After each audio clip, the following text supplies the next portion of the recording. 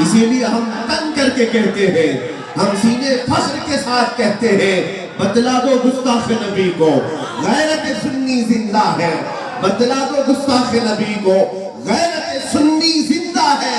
उनके नाम पे मर मिटने का जज्बा कल भी था और आज मेरे नबी से मेरा रिश्ता।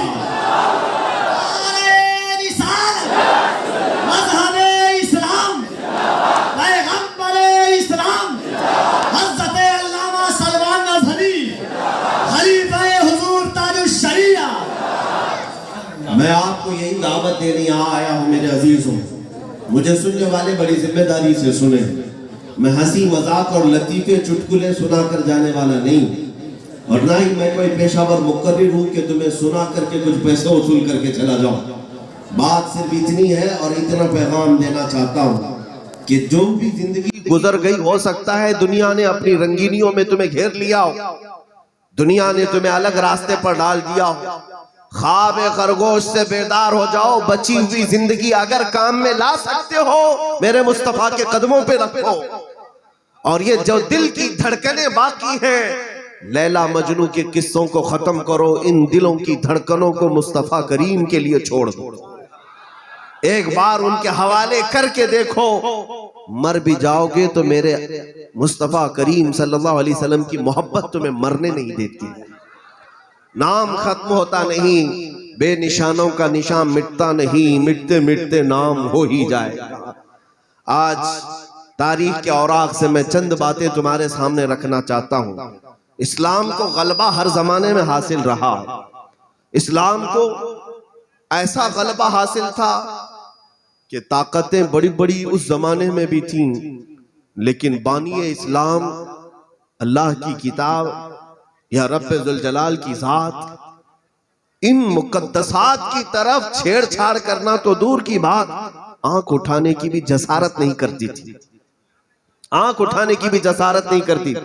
100 साल कबल फ्रांस की सरजमीन पर जब फिल्म इंडस्ट्री का आगाज हुआ था और फिल्में बनाने के हौड़ में सब अलग अलग फिल्में बना रहे थे, फ्रांस के किसी थिएटर ने या वहां की एक इंडस्ट्री ने यह बात तय की थी कि मोहम्मद सल्लल्लाहु अलैहि वसल्लम पर एक फिल्म बनाई जाएगी। जाहिर सी बात है, कंटेंट क्या थी अभी पता भी नहीं था, लेकिन इतनी बात मशहूर हुई थी कि नबी अकरम सल्लल्लाहु अलैहि वसल्लम पर फिल्म बनाई जाएगी। और उनका कहना यह था कि हम बड़ी बड़ी शख्सियत पर बनाते हैं, उन पर भी बनाएंगे। लेकिन जानते हो मेरे अजीजों, उस जमाने में अल्लाह तबारक व तआला का एक महबूब बंदा सुल्तान अब्दुल हमीद सानी मौजूद था। खिलाफत उस्मानिया का आखिरी दौर चल रहा था। तुर्की के बादशाह, बल्कि उस वक्त के मुसलमानों के अमीर सुल्तान अब्दुल हमीद, उनके कानों में जब यह बात पड़ी, जानते हैं सिर्फ एक मैसेज उन्होंने दिया था फ्रांस को कि अगर तुम अपनी सलामती चाहते हो तो इस इरादे से बाज आ जाओ। अपनी सलामती चाहते हो तो इस इरादे से बाज आ जाओ। छेड़छाड़ करने के लिए हमारी जात मौजूद है, हमसे छेड़छाड़ कर लो। नबी पाक सल्लल्लाहु अलैहि वसल्लम की जात तक ना पहुंचना, वरना सुल्तान अब्दुल हमीद ने कहा फिर एक वक्त आएगा अगर तुम इससे बाज नहीं आए तो मैं पूरी दुनिया लाकर तुम्हारे सर पर फोड़ दूंगा। सिर्फ उनके 2-4 जुमले थे, न वो फिल्म बन सकी, न उसके इरादे कर सके, न ही फ्रांस अपनी ताकत के जोर पर इस मिशन को आगे बढ़ा सका। एक खलीफा था, एक सुल्तान था, उसकी बात में दम इतना था कि ताकतें अपने इरादों को पीछे कर लिया करती। आज कहने को 57 मुल्क इस्लामी के हैं, उसमें बड़े बड़े अरब देश भी मौजूद हैं। लंबे चौड़े जुब्बे कुब्बे और पहन करके लोगों में अपने मलिक होने का और बादशाह होने का ऐलान तो करते हैं, लेकिन तुफ है और लानत है उन बादशाहों की जिंदगियों पर जिनके होते हुए आज पूरी दुनिया मेरे मुस्तफा करीम की गुस्ताखियों पर तुली हुई है, और किसी की तरफ से कोई स्टेटमेंट नहीं आता और कोई बात नहीं आती। ये तबाही का वक्त है मेरे अजीजों, थोड़ा इंतजार करना, देखना कि रब्बे जुल जलाल जिस तरह से बादशाहत अता करता है, इसी तरह बादशाहत को सल्ब भी फरमाता है। बादशाह से फकीर बनने में वक्त भी नहीं लगेगा। जिनको अल्लाह ताला ने मनसब और ताकत दिया था वो नबी पाक की बरकत से दिया था, हुजूर पाक सल्लल्लाहु ताला अलैहि वसल्लम के सदक़े में दिया। लेकिन उन्होंने अपने नबी पाक की इज्जत पर और उनकी अजमत पर आए हुए हमलों का कहीं से कोई जवाब नहीं दिया। इक्का दुक्का को छोड़कर फिर इनका अंजाम बहुत सख्त होने वाला है। ये तबाही के दहाने पर जा रहे हैं। और आज लेटेस्ट जो बातें आपको नजर आ रही होंगी न्यूज में कि रशिया जंग करने पर तुला हुआ है और एक तरफ अमेरिका मनाने पर या इस जंग बंदी की ख्वाहिश पर तुला हुआ है। इसको यूं ही मत समझना कि दो मुल्कों की जंग है, एक बहुत बड़ी तबाही की ये निशानियां हैं। पूरी दुनिया में, पूरी दुनिया का मैदान गर्म हो जाएगा, पूरी दुनिया पर इन जंगों का असर होगा।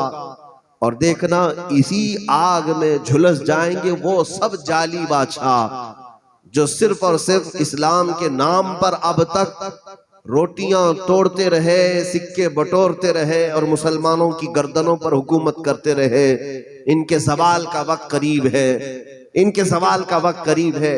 फिर मैं बात कहूंगा, फिर अल्लाह रब्बुल इज्जत उसी को ताकत अता करेगा जो मेरे मुस्तफा के कदमों से आया हुआ होगा। फिर आएगा कोई सलाहुद्दीन अय्यूबी का सानी, फिर आएगा कोई शिहाबुद्दीन गौरी का जानशीन, फिर आएगा कोई शहीद टीपू सुल्तान का जानशीन वारिस। ये जमाने के जो हालात हैं, इससे मैं एक बात तुम्हें बताना चाहता हूं। अगर तुम्हें अल्लाह ताला ने जिंदगी दी है और हुजूर पाक सल्लल्लाहु ताला अलैहि वसल्लम के लिए वफादारी नहीं कर सके तो जो कुछ दिया गया था ये सब खत्म हो जाएगा। बड़ी बेइज्जती के साथ दुनिया से जाओगे, बड़ी जिल्लत के साथ दुनिया से जाओगे। लोग ये समझते हैं कि हुजूर पाक सल्लल्लाहु ताला अलैहि वसल्लम की इज्जत की बात आए, बोलना इसमें खतरे से खाली नहीं। मेरे अजीजों, मैं जानता हूं आज जिस तरह से हमें बोलना पड़ता है इन जालिम और इन कुत्तों के खिलाफ, जिनकी पुश्त पनाही में वक्त की हुकूमतें भी हैं, हमें पता है सारा डिपार्टमेंट उनकी हिफाजत में लगा हुआ है। इन चोरों के साथ हुकूमतें भी हैं जो नबी पाक की शान में भौंकती हैं। हमारे बोलने से होता क्या है सबको पता होगा, हमें भी पता है। ये हुकूमतें मुखालिफ, पुलिस मुखालिफ, नेता मुखालिफ, और कुछ लोग तो हमें ये भी मशवरे देते हैं कि क्या आप एक ही हैं जो ठेका लेकर बैठे इनके खिलाफ बोलने के लिए। मेरे अजीजों, मैंने इतनी बात समझ ली है, हुकूमत मुखालिफ होती है तो होने दो, सारी ताकतें मुखालिफ होती हैं तो होने दो। मुझे कब्र में न हुकूमत को जवाब देना है न सियासत को जवाब देना है। मेरा मतमह नजर मुस्तफ़ा का चेहरा मुबारक। अगर मेरा चांद सलामत तो पूरी कायनात सलामत। नबी पाक सल्लल्लाहु ताला अलैहि वसल्लम अगर राजी हैं तो फिर इस दुनिया से किस बात का डरना। मेरे मुर्शिद ताजुल शरिया रहमतुल्लाह ताला अलैह ने ये ऐलानन कहा था, मुझे क्या फिक्र हो अख्तर, मेरे यावर है वो यावर। मुझे क्या फिक्र हो अख्तर, मेरे यावर है वो यावर। बलाओं को जो मेरी खुद गिरफ्तार बला कर दे। और आला हजरत कहते हैं, खौफ ना रख रजा जरा, तू तो है अब्दे मुस्तफा। खौफ ना रख रजा जरा, तू तो है अब्दे मुस्तफा। तेरे लिए अमान है, तेरे लिए अमान है। आज अगर सख्तियों में हमें घेर भी दिया जाए, जेल की सलाखें हो कि फांसी के फंदे हो, अजीजा ने गिरामी वक़ार, एक मोमिन के ईमान और उसके इस्तिकामत को लर्जाने के लिए ये चीजें कुछ न माने नहीं रखती, कुछ माने नहीं रखती। हमारे पास करबल की दास्तान रखी हुई है, हमारे पास इमाम अहमद बिन हम्बल के खाए हुए कोड़े भी मौजूद है। हजरत मुजद्दिद अल-फैसानी के जेल में गुजारे हुए लम्हात भी तारीख में मौजूद हैं। किफायत अली काफी का फांसी पर चढ़ जाना भी हमें मालूम है। हमारे पास असलाफ की कुर्बानियां मौजूद हैं। अगर जालिम नशे में आकर किसी एक आशिक मुस्तफा को उसके इश्क की बिना पर सजा देती है तो इतनी बात याद रखना, मैं बारहा इस बात को कहता आया हूं, आप भी इसको अपने साथ महफूज कर लेना। और उलमा भी, नबी पाक सल्लल्लाहु ताला अलैहि वसल्लम के नाम पर अगर तुम हमें मारते हो इतनी बात याद रख लेना, मार तो सकते हो, मुर्दा कभी नहीं कर सकते। मार तो सकते हो, मुर्दा कभी नहीं कर सकते। मरना और है, मुर्दा होना और है। मरना और है, मुर्दा होना और है। अगर उनके नाम पर कोई मर गया है तो याद रखना, जब तक सूरज तुलू होता रहेगा उसका नाम भी बाकी रहेगा। 100 साल के बाद भी हमारे जलसों में आला हजरत जिंदा, उनके नाम के नारे आज भी लगते हैं। किस बात पर? इसलिए कि उन्होंने इश्क मुस्तफा की दौलत हमें अता की थी। नबी पाक की बात करते थे, हुजूर की तारीफ करते थे, तो जो हुजूर की तारीफ करता रहा उसको अल्लाह तबारक व तआला उसके निशान को हमेशा बाकी रखता है। तो अब जिस बात की तरफ मैं आ रहा हूं वो यही है कि खौफ अपने दिल से निकालो, डर अपने सीने से निकालो। तुम गुलामाने मुस्तफा हो, नबी पाक सल्लल्लाहु तआला अलैहि वसल्लम की अमानत हो। अल्हम्दुलिल्लाह अब मैंने बच्चों को देखा है, जवानों को देखा है। हिंदुस्तान के कसीर इलाकों में जाने का मुझे इत्तेफाक हुआ, लेकिन अब हर बच्चा, हर जवान मैदान में खड़ा है इस बात का ऐलान करते हुए, जो जान मांगो तो जान देते, जो माल मांगो तो माल देते। आपका भी यही नारा है, जो जान मांगो तो जान दे दे, जो माल मांगो तो माल दे दे, मगर ये हमसे कभी ना होगा, नबी का जाहो जलाल देते। ये हर मोमिन का अब नारा हो चुका है और इंशाअल्लाह अज़ीज़ हर नौजवान इस पर साबित कदमी के साथ डटा रहेगा, ईमान और इस्तिकामत के साथ जमा रहेगा। नबी पाक सल्लल्लाहु तआला अलैहि वसल्लम की बात आती है, मैदान बद्र है, 313 निहत्ते सहाबा थे, लेकिन आपको पता है उन 313 की सफ में 2 बच्चे रोते हुए हुजूर के पास आए थे, जिनकी उम्र 13 और 15 साल के आसपास की है। 11 और 13 या 13 और 15 के आसपास की। वो किस लिए आए थे? हुजूर पाक सल्लल्लाहु तआला अलैहि वसल्लम से अर्ज कर रहे थे कि हमें या रसूल अल्लाह सल्लल्लाहु अलैहि वसल्लम दुश्मनों से लड़ने की इजाजत हमें भी दी जाए। अल्लाह के नबी सल्लल्लाहु तआला अलैहि वसल्लम फरमाते हैं कि बच्चों पर जिहाद नहीं, बच्चों पर अभी ये फर्ज नहीं, तुम अपने घर आराम करो। लेकिन वो क्या जज्बा था, मैदान में उन बच्चों को ले आया और हुजूर से इजाजत लेने के लिए रोने लगे। और मेरे आका अनीसे बेकसा, वो चारा साजा दर्दमंदा, कब किसके आंसू को देख सकते थे। आप सल्लल्लाहु तआला अलैहि वसल्लम ने उन बच्चों से कहा, इन सफों में खड़े हो जाओ, अगर तुम्हारा शाना इन सहाबा के शाने से लग जाए तो तुम्हें जाने की इजाजत मिलेगी। कहां ये 11-13 साल के बच्चे और कहां बड़े बड़े सहाबा जो सफ में खड़े हैं, जाकर के बच्चे खड़े हुए हैं। मैं ये जज्बा सिर्फ तुम्हें बताना चाहता हूं नौजवान, हुजूर की मोहब्बत इतनी आला पैमाने पर हो कि ये दुनिया तुम्हें फीकी लगने लग जाए, ये फीकी लगने लग जाए। बच्चे खड़े हुए, शाना नहीं मिला, पैरों को उठा दिया फिर भी नहीं मिला। दोनों सगे भाई थे, एक बच्चा गया और एक पत्थर उठा लाया, पीछे पत्थर रखा और दोनों बच्चे उस पत्थर पर चढ़ गए और अपने पंजों के बल खड़े हो गए, एड़ियां उठा दी। देखा शाने से शाना मिल गया, जाने का बहाना मिल गया। नबी पाक सल्लल्लाहु अलैहि वसल्लम से इनकी कोई चीज छुपी नहीं थी, हुजूर देख रहे थे, लेकिन इनका जज्बा देखा। ये उम्र में इतने छोटे हैं और ये मेरे अजीजों एक बात याद रखना, क्रिकेट का ग्राउंड नहीं था वो, या फुटबॉल का ग्राउंड नहीं है कि खेलकर पसीने पसीना होकर वापस आ जाएं। वो जंग के मैदान की बात कर रहा हूं, जहां तलवारें लहरा रही हैं, नेज़ों की आवाजें आ रही हैं, तादाद भी कई गुना ज्यादा दुश्मन की है। उस मैदान में उतरने के लिए बच्चे हीले बहाने कर रहे हैं कि हमें जाना है, हमें जाना है, हमें इजाजत दी जाए। ये सिर्फ और सिर्फ जज्बा नबी के गुलामों में देखने को मिला है, वरना दुनिया की बड़ी बड़ी फौजें मैदान छोड़कर भाग जाती हैं जब दुश्मन की ताकत देखती हैं। ये नबी के गुलामों का ही वतीरा रहा है शिवा, वो दुश्मन की तादाद कभी नहीं देखती बल्कि हमेशा अपने नबी के चेहरे को देखा करती है। ये गुलामान मुस्तफा की जमात का शिवा है। हुजूर अकरम सल्लल्लाहु तआला अलैहि वसल्लम ने इजाजत मरहमत फरमाई कि ठीक है बच्चे तुम लोग जा सकते हो। बच्चे आए, ये 313 जो सहाबा थे मैदान बद्र में, इन 313 में इन 2 बच्चों की कैफियत क्या थी? अब्दुर्रहमान बिन औफ रदी अल्लाह ताला अन्हु फरमाते हैं मैं गुजर रहा था, ये दो बच्चे मेरे पास आए और कहते हैं कि चचा जान अबू जहल किसका नाम है। ये जानते भी नहीं थे, लेकिन पूछ रहे हैं किसका, अबू जहल किसका नाम है। इसी को तो शायर ने कहा था कि हुजूर पाक सल्लल्लाहु ताला अलैहि वसल्लम के गुलामों का हाल तो ये है, दीवान गाने इश्क मोहम्मद को देखकर घबरा गई है गर्दिशे दौरान कभी कभी।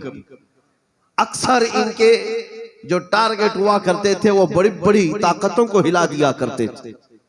अबू जहल किसका नाम है। हजरत अब्दुर्रहमान बिन औफ ने कहा बच्चों तुम उसका क्या करोगे, वो सरदार कुरैश है, वो कुरैश का पहलवान है, तुम उसका क्या करोगे।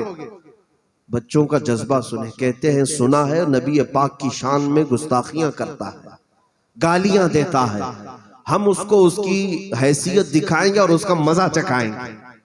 13 साल के बच्चे पहलवान से लड़ने की बात कर रहे हैं। कुरैश जिससे डरते थे वो सरदार कुरैश कहलाता था अबू जहल, उससे टकराने की बात कर रहे हैं। ये जज्बा कौन सा था फिर। वो क्या खाते थे, क्या बॉडी बनाए हुए बच्चे थे। उनके पास जो तवक्कुल और यकीन था वो सिर्फ इश्क मुस्तफा का था, मोहब्बत मुस्तफा का था। हजरत अब्दुर्रहमान बिन औफ कहते हैं मैं अभी बातचीत में मशगूल था बच्चों के, अबू जहल सामने घोड़े पर से गुजर ही रहा था, मैदान में गुजर रहा था। मैंने इशारा करके बताया बच्चों वो जो जा रहा है वही है अबू जहल, वही है मलून गुस्ताख रसूल। हजरत अब्दुर्रहमान बिन औफ कहते मेरी बात अभी मुकम्मल भी नहीं हुई थी, ये दोनों बच्चे चील की तरह उस पर झपट पड़े, इतनी तेजी से उसका पीछा किया, उसे अंदाजा भी नहीं था कि मेरे पीछे कोई आ रहा है। ये दो छोटे से बच्चों ने, एक ने उसके घोड़े के पैरों पर तलवार मारी, वो नीचे जमीन पर गिर गया, और दूसरा उसके सीने पर बैठ गया और उसे फना फिन्नार करके रहा। तारीख में ये बात रकम है आज की। औरों ने अगर काफिरों को मारा था तो इन बच्चों ने कुफ्र को मारा था। औरों ने अगर जाहिलों को मारा था, इन बच्चों ने अबू जहल को मारा। अजीजा ने गिरामी, इसके बाद होता क्या है, क्या इन बच्चों को छोड़ दिया गया। एक अजीम गुस्ताख को, एक बड़े गुस्ताख को इन्होंने खत्म किया।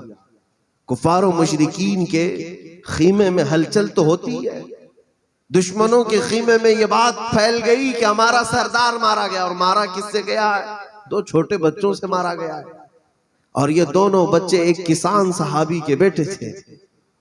इस्लाम में तमगा हासिल करने के लिए बड़े खानदान से होना जरूरी नहीं, हुजूर की मोहब्बत हो, सीना लबरेज हो नबी पाक के इश्क से, तो फिर हर दौलत उसके कदमों पर आ ही जाती। ये बात जब फैली मक्का के उन दुश्मनों के दरमियान, तो दो पहलवान आए और इन दोनों छोटे बच्चों का पीछा किया। उनमें से जो दो बड़े साहबजादे थे हजरत मुआज, उनके कंधे पर तलवार मार दी जिससे उनका हाथ कट गया। हाथ कट गया लेकिन बगल की चमड़ी से अभी हाथ लटक रहा था, कंधे से लेकर बगल तक कट गया, पूरा कटा नहीं, लटक रहा था। अल्लाहु अकबर। हैरत है उस नौजवान बच्चे की जज्बे पर कि इस हाथ से तलवार फौरन बाएं हाथ में ले लिया और फिर मैदान में। ये हाथ लटक रहा है, हाथ कटकर लटक रहा है। तुम्हारी उंगली पर भी जख्म हो जाए तो पट्टी कराने के लिए भाग जाओ, नाखून अगर उखड़ जाए तो बैठ जाओगे, लेकिन मोंढे से हाथ अलग हो चुका है।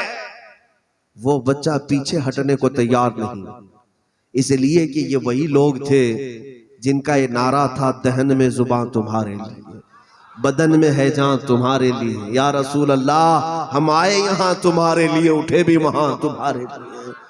जिनका ये जज्बा था उन्हें कोई चीज पीछे नहीं हटाती। बाएं हाथ से लड़ते लड़ते फिर आने लगा, और फिर होता क्या था, ये हाथ लटकता था, खून गिरता था, हाथ लटक कर सामने आता था। वो मंजर भी सहाबा ने देखा। इस 13 साला बच्चे ने अपने सीधे हाथ को पैर में दबाकर खींच के निकाल दिया, चमड़ी जो बची हुई थी खींच कर निकाल दिया। और फिर क्या कहता है पलट करके, मुझे उस हाथ की जरूरत नहीं जो अल्लाह उसके रसूल की रजा हासिल करने में खलल पैदा कर रहा। यह हाथ मुझे खलल पैदा कर रहा था, मैंने उसको जुदा करके अलग कर दिया। अल्लाह अल्लाह, बिस्तरों पर आराम से सोने वाले, नबी पाक के नाम पर बोटियां तोड़ने वाले, रोटियां खाने वाले, मैं तुमसे सवाल करता हूं, आज हुजूर की इज्जत पर ऐसी बात आ गई, न तुम्हारी रातें बेचैन हैं आज, न तुम्हारे दिन बेचैन और बेकरार हैं, आज तुम्हारा ऐश, तुम्हारी इशरत उसी तरह बरकरार है। होना तो ये चाहिए था कि खाने फीके लगने लग जाएं। उस रसूल पाक सल्लल्लाहु ताला अलैहि वसल्लम पर दुनिया आज हमलावर है, जिस रसूल ने रो रो करके मुझे मुसल्लम पर याद किया था, जिस रसूल ने रो रो करके मुझे कब्र में भी याद किया, जिस रसूल ने रो रो कर मेराज में मेरी बख्शिश का सवाल किया था, उस नबी पाक पर आज दुनिया हमलावर है। तो क्या है नौजवान, तेरी जिम्मेदारी ये बनती है कि हुजूर पर उधर गालियां दी जा रही और रात भर तुम गेम खेलते बैठे रहो। हुजूर अकरम सल्लल्लाहु ताला अलैहि वसल्लम की इज्जत पर लोग हमले कर रहे हो और तुम अपने हाथ में क्रिकेट और फुटबॉल के आले लेकर के घूम रहे हो। कयामत के दिन जब हुजूर उसके बारगाह में तुमसे पूछा जाएगा, ऐ जवान, जो तुझे ताकत दी थी अल्लाह ने, जो तुझे अमानत दी थी अल्लाह ने, सेहत दी थी, कहां कहां खर्चा किया? अल्लाह ताला अगर ये सवाल करे, जब मेरे नबी को गंदी गालियां दी जा रही थी तब तू क्या कर रहा था? क्या यही जवाब दोगे कि मौला रात भर मोबाइल खेल रहा था? यही जवाब दोगे कि अल्लाह रात भर चैटिंग में मसरूफ था? क्या ये जवाब दोगे कि दिन रात मैदान में खेला करता था? ऐ नौजवानों, उठो, वो गर न हश्र न होगा फिर कभी, दौड़ो के जमाना चाल अपनी चल गया। तुम्हें आज एहसास बेदार करने की जरूरत है। तुम जिंदा हो, तुम्हारे अंदर हुजूर की मोहब्बत भी है, मुझे पता है। तुम नबी पाक सल्लल्लाहु ताला अलैहि वसल्लम के लिए मर मिटने का जज्बा रखते हो, मुझे पता है। अरे हमारा हाल तो ये है कि नाम भी अगर अजान में सुनते हैं, अंगूठों को बोसा देकर आंखों से लगाते हैं। उस नाम पाक से आज भी तुम्हारी मोहब्बत है, मुझे पता है। लेकिन जीने के जो अंदाज बनाए हैं, ये मोहब्बत का तकाजा नहीं हो सकता। जीने के जो तरीके बनाए हैं, ये इश्क का तकाजा नहीं हो सकता। मोहब्बत जुबानी नहीं होती मेरे अजीज, मोहब्बत जान के साथ होती है, मोहब्बत अपने अमाल के साथ होती है। हुजूर को जो चीज राजी नहीं, फिर चाहे पूरी दुनिया उससे राजी क्यों ना हो, हम उस चीज को पसंद हरगिज नहीं कर सकते। मोहब्बत का मेयार तो ये होना चाहिए। सैयदना अबू बकर सिद्दीक रदी अल्लाह तआला अन्हु का मोहब्बत का मेयार देखिए। मैं आपको एक बात बता दूं, सहाबा इकराम रिदवानुल्लाह तआला अलैहिम अजमईन में नबी पाक सल्लल्लाहु तआला अलैहि वसल्लम की मोहब्बत के जो जज्बे थे वो कैसे थे। हजरत उमर इब्ने खत्ताब रदी अल्लाह तआला अन्हु घोड़े पर बैठकर एक जगह से गुजर रहे और गुजरते हुए एक दरख्त के नीचे से आपका गुजर हुआ, उसकी टहनी लटकी हुई थी। आप घोड़े को वहां रुकाते, थोड़ा उछल करके अपना अमामा उसमें उलझाते, दरख्त की टहनी पर अमामा उलझ गया, फंस गया, खुल गया, और उसके बाद आप हंसते मुस्कुराते, फिर आपने सर पर अमामा बांधा और आगे चल पड़े। ये क्या हरकत थी? ये क्या कौन सा अमल था? क्या शरीयत ने इसका हुक्म दिया कि यहाँ से गुजरो तो अपना अमामा दरख्त में उलझाओ? हजरत उमर इब्ने खत्ताब रदी अल्लाह तआला अन्हु से पूछा गया, आज अजीब व गरीब आपसे ये काम देखा गया। आपने फरमाया, कुछ साल पहले मैं रसूल पाक सल्लल्लाहु अलैहि वसल्लम के साथ यहाँ से गुजर रहा था। उस वक्त ये दरख्त की टहनी और नीचे को झुकी हुई थी। चलते चलते अचानक मेरे आका सल्लल्लाहु अलैहि वसल्लम का अमामा इस टहनी से उलझ गया था और हुजूर का अमामा खुल गया। नबी पाक सल्लल्लाहु अलैहि वसल्लम ने वापस वहां रुक करके अपना अमामा बांध लिया और मुस्कुरा करके चल पड़े। आज मैं उसी रास्ते से गुजर रहा था, लेकिन टहनी ऊपर थी, लेकिन दिल ये गवारा नहीं किया कि मेरे नबी की अदा को अमल करके ना गुजरूं। इसलिए मैं घोड़े को रुकाया, जानबूझ करके अपने अमामे को उलझाया, और जब खुल गया फिर मैंने बांध लिया। मुझे मेरे महबूब की याद आ गई, मेरे हबीब की मुझे याद आ गई। मेरे अजीजों, ये काम न फर्ज था न वाजिब है। ये काम अमामे को उलझाना, सहाबा से पूछते क्या शरीयत ने इसका हुक्म दिया? नहीं, ये उनकी मोहब्बत थी जो अपने हबीब का कोई अमल छोड़ना नहीं चाहते थे। ये उनका इश्क था जो अपने हबीब का कोई अमल दूर होना नहीं चाहते। और आज हमारा क्या हाल है? नबी पाक सल्लल्लाहु ताला अलैहि वसल्लम से मोहब्बत के दावे, लेकिन हर सुन्नत तुम छोड़ना चाहते हो। हर सुन्नत को तुम पीछे डाल चुके हो। न चेहरा हुजूर की तरह बनाना चाहते हो, न लिबास, ना तुम्हारे अखलाक को किरदार ऐसे रखना चाहते हो। मेरे अजीजों, फिर कौन सी मोहब्बत की हम बात करते हैं? मोहब्बत के कुछ तकाजे होते हैं, कुछ चीजें छोड़नी पड़ती हैं। दुनिया नाराज होती है तो नाराज होने दो, ये तुमसे कुछ नहीं छीन सकती। अल्लाह ने तुम्हारा रिज्क तुम्हारे माँ के पेट में ही लिख करके भेजा है। जब तुम अभी दुनिया में आए नहीं थे, उससे पहले ही अल्लाह ताला ने तुम्हारा रिज्क मुकद्दर करके रखा है। वो कहीं नहीं जाने वाला है। तुम्हारा रिज्क तुम्हें मिलकर रहेगा। लेकिन हैरत की बात है कि कुछ नौजवान सिर्फ माल और दौलत के लिए या अपनी ख्वाहिशात नफसानिया के लिए अपने नबी पाक के अखलाक को छोड़कर दरिंदों के अखलाक को अपनाना पसंद कर रहे हैं। जाहिर सी बात है, जंगली बनना तुम्हें पसंद है। अरे कपड़े फाड़ करके पहन रहे हो, चोटियां रख रहे हो, बालियां पहन लिया, बंगड़ियां पहन लिया, ये कौन से अखलाक और किरदार पर चल पड़े? तुम्हें कौन अच्छा लगने लग गया? इधर से भी कपड़े फटे, उधर से भी कपड़े फटे, और कुछ तो आधे नंगे, ये तुम्हें अच्छे लगने लग गए? ये जंगली जिंदगी तुम्हें अच्छी लगने लगी? ये वो जिंदगी है जहां ये दुनिया तुम्हें हैवान बनाना चाहती है। हैवान, जहां अखलाक और किरदार का नाम ही नहीं है। जिना को फख्र के तौर पर देखा जाता है, और शराब आला लोगों की अलामत समझी जाती है, और जुआ पैसे वालों के निशान समझे जाते हैं। उस दुनिया में जाना चाहते हो तुम? ये वही तो दौर है जो मक्का वालों का था, जहां लोग औरतों की इज्जत के साथ ऐसे खेलते कि उन्हें अपनी माँ और बहनों का कभी ख्याल नहीं आता। ये वही मक्का तो था जहां बेटी पैदा होने पर गर्दन मरोड़ करके दफन कर दिया करते थे। वो हैवानी तो थे, इंसानियत ये काम नहीं कराती, हैवानी तो थे। आज उन्हीं किरदार की तरफ तुम्हें वापस ले जाने के लिए दुनिया पूरी एड़ी चोटी का जोर लगाती है। पूरी एड़ी चोटी का जोर तुम्हारे पीछे लगाया गया है कि तुम उसी हैवानियत के दौर में चले आओ, उसी हैवानियत के दौर में। ये गंदी चीजें तुम्हारे मोबाइल पर आज जिस तरह से मयस्सर है, किस लिए? कि रात भर तुम अपने अखलाक का कत्ल करते रहो, तुम्हारी आंखों की हया को मार डालते रहो। ये दुनिया ने आज मुट्ठी में तुम्हें जिना के सारे तरीके सिखाए, हर नंगापन तुम्हारे घर की चार दीवारी के अंदर पहुंचाया है। क्यों? इससे क्या है तुम्हें पता है? आज दुनिया पोर्नोग्राफी से कई हजार करोड़ की कीमत वसूल रही है, कमा रही है, सिर्फ और सिर्फ तुम्हें तबाह व बर्बाद करने के लिए, तुम्हें शहवत परस्त बनाने के लिए, तुम्हें अखलाक सोज हरकतों का आमिल बनाने के लिए। पूरी दुनिया पैसों पर खेल रही है और तुमसे पैसे वसूल भी रही है, तुम्हें अंदाजा भी नहीं। ये जो चंद सांसें हैं अचानक उखड़ जाने वाली हैं। अल्लाह ना करे इन्हीं गंदगियों में मौजूद उन लम्हात में तुम्हारी मौत आ गई तो अल्लाह की बारगाह में इन्हीं हालतों में जाओ।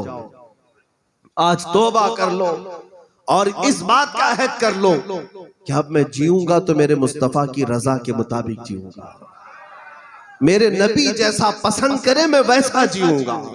और जानते हो, मेरे आका की मोहब्बत आ जाए तो आदमी इतना बेखौफ हो जाता है, निडर होता है। अल्हम्दुलिल्लाह किसी बात का खौफ नहीं लगता, इसलिए कि हर बार ये एहसास होता है। मैं अपनी बात बताऊं, मैं तारीफ के लिए नहीं कह रहा हूं, मुसलसल सफर में, जबकि मैं ऐसे सफर करने का अहल भी नहीं। मुझे डॉक्टर ने कहा था कि आधे घंटे से ज्यादा आप ना बैठे मेरे बैक पेन की वजह से, लेकिन आज 10-10 घंटे 12-12 घंटे बैठते हैं या सफर करते हैं। मैंने कभी ये तकलीफें महसूस नहीं की, इसलिए कि जब भी निकलता हूं हुजूर के नाम पर निकलता हूं। घर से अगर निकलना है तो यही नीयत है कि मेरे नबी पाक सल्लल्लाहु ताला अलैहि वसल्लम की मोहब्बतें चंद लोगों में बिखेर कर आ जाऊं। इसी रास्ते अगर मौत आ गई तो हुजूर की बारगाह में पहुंच ही तो जाएंगे। नबी पाक सल्लल्लाहु ताला अलैहि वसल्लम की मोहब्बत में निकले।